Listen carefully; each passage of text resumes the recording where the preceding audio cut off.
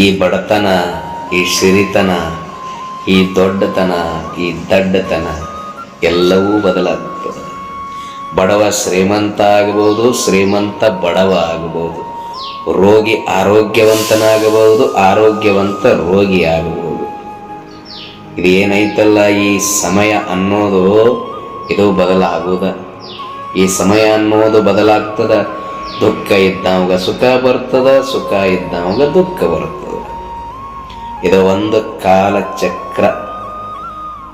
ಆದ್ರೆ ಇದು ಎಲ್ಲ ಬದಲಾದರೂ ಕೂಡ ಬದಲಾಗದೆ ಇರೋದು ಅಂದ್ರೆ ಅದು ಸತ್ಯ, ಅದ ಒಳ್ಳೆತನ.